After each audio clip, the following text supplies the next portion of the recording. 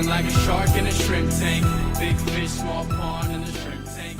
Hello, and welcome to the video wrap-up show for the Shrimp Tank podcast in Seattle. I'm Dan Whedon, and I'm joined by my co-host, Phil Simchich. Phil and I had a fascinating and fun conversation today with Joe Morrison. Joe is the executive director of the Kitsap Economic Development Alliance, known as KEDA. Listen, you want to catch the entire episode. I know you do. Subscribe wherever you get your podcasts. You can also find every single episode we've done on our website at shrimptankpodcast.com/Seattle. All right, Joe. So one question I want to ask you is, how can privately held small and mid-market companies compete for talent against larger, better funded organizations? Good question, Phil. And it's difficult to say that, there's a real opportunity and likelihood of struggling here, right? Because bigger companies are more well-funded. And so the question becomes, well, how do we compete if we can't compete on that bottom line? And I would say that things like your culture, your flexibility, and the way you work with employees are things that can give you an edge. And I think it's important to think about what not to do, right? So we hear stories, especially in the micro business market, of, hey, I don't understand why these employees want so much more.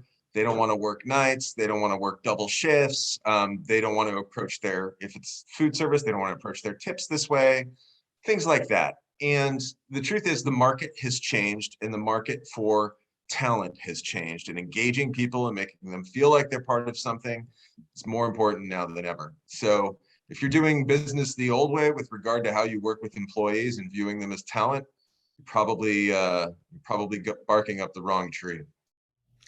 Well, Joe, in our podcast episode, and everybody's going to need to watch this, please go watch it. You hit it out of the park with the very first question we asked you.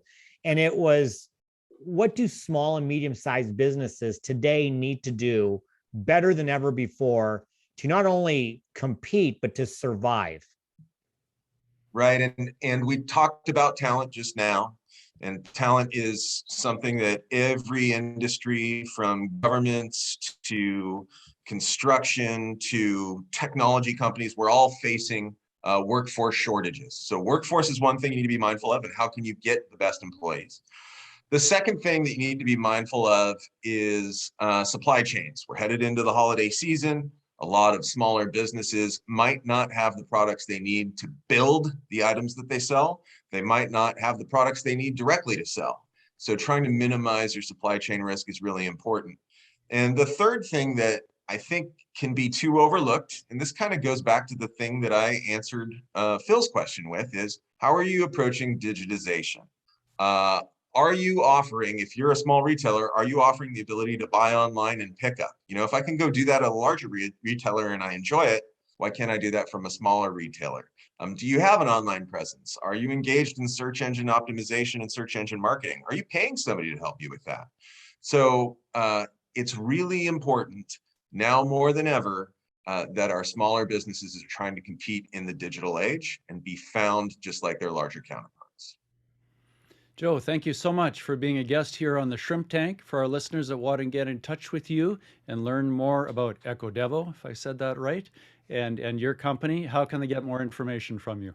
Yes, well, it's a beautiful EcoDevo Kitsap on Twitter, or EcoDevo, depends on whether you're north of the border. It's all good, Phil. And Morrison at kitsapeda.org. Everyone, make sure you check out all the replays on shrimptankpodcast.com/Seattle and wherever you get podcasts such as iHeart, Apple, Google, or Spotify. Please follow us on our show's social media pages on YouTube, Facebook, and Instagram. Well, Joe, thanks very much. I think EcoDevo sounds like a great garage band that will be forming in Kitsap County soon. Thanks for all the great work that you do with KEDA. Phil, as always, thank you. Everyone else, please join us every week at 12 p.m. Pacific for our live stream broadcast on our Facebook page. Our next guest will be on a Tuesday because of the holiday. It's Nyasha Tandwani from Real Impact Consulting. Join Michelle Baumberger and me for that one. Until we see you again, please be healthy, be prosperous, and of course, have fun. Because for right now, the shrimp is back in the tank. So long. I've been feeling like a shark in a shrimp tank. Big fish, small pond in the shrimp tank.